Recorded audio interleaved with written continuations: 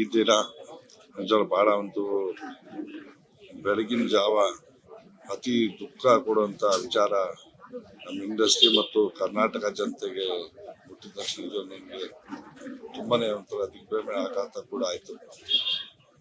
ಯಾಕಂದ್ರೆ ಬಹಳ ನನಗೆ ಸುಮಾರು 2003ರಿಂದನೂ ದಿಲೀಪ್ ರಾಜು ಪರಿಚಯ. ಬಟ್ ನಿಜ ಅವತ್ತಿಂದನೂ ಒಂದು ಒಬ್ಬ ನಟನಾಗಿ, ಇತ್ತೀಚಿನ ದಿನಗಳಲ್ಲಿ ಒಬ್ಬ ನಿರ್ಮಾಪಕನಾಗಿ, ಒಬ್ಬ ನಿರ್ದೇಶಕನಾಗಿ ಮೊದಲಿಂದ ಏನು ಶಿಸ್ತು ಸಂಯಮ, ಒಂದು ಅಜಾತ ಶತ್ರು ಅಂತ ಹೇಳ್ಬೋದು. ಆ ಒಂದು ಎಲ್ಲ ಈಕೋ ಫ್ರೆಂಡ್ಲಿ ಆಗಿ ಇಡೀ ಇಂಡಸ್ಟ್ರಿಲಿ ಜನ ಸಂಪಾದನೆ ಮಾಡಿದ್ರು, ಎಲ್ಲರೂ ಪ್ರೀತಿ ಪಾತ್ರರಾಗಿದ್ರು. ಬಟ್ ಇವತ್ತು ಅವ್ರ ಅಗಲಿಕೆ ಇಡೀ ನಮ್ಮ ಟಿವಿ ಇಂಡಸ್ಟ್ರಿಗೆ, ನಮ್ಮ ಸಿನಿಮಾ ಇಂಡಸ್ಟ್ರಿಗೆ ಎರಡು ಒಂದು ಆಘಾತ ತಂದಿದೆ. ಏನ್ ಮಾತಾಡ್ಬೇಕಂತ ಗೊತ್ತಿಲ್ಲ. ಬಟ್ ಅವ್ರ ಆತ್ಮಕ್ಕೆ ಶಾಂತಿ ಸಿಗಲಿ, ಹಾಗೂ ಆ ನೋವನ್ನು ಬಸೋ ಶಕ್ತಿ ಆ ಕುಟುಂಬಕ್ಕೆ ಕೊಡ್ಲಿ ಅಂತೇಳಿ ಪ್ರಾರ್ಥನೆ ಮಾಡ್ತೀನಿ.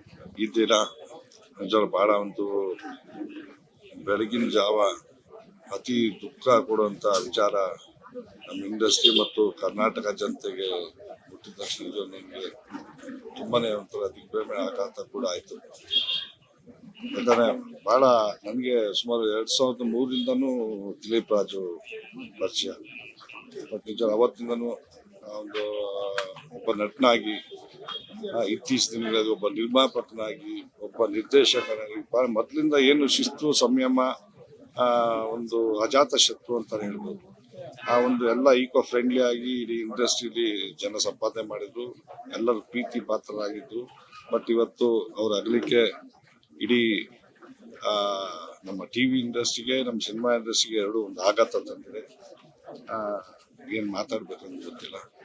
ಬಟ್ ಅವ್ರ ಆತ್ಮಕ್ಕೆ ಶಾಂತಿ ಸಿಗಲಿ, ಹಾಗೂ ಆ ನೋವನ್ನು ಬಸೋ ಶಕ್ತಿ ಆ ಕುಟುಂಬಕ್ಕೆ ಕೊಡ್ಲಿ ಅಂತೇಳಿ ಪ್ರಾರ್ಥನೆ ಮಾಡ್ತೀನಿ.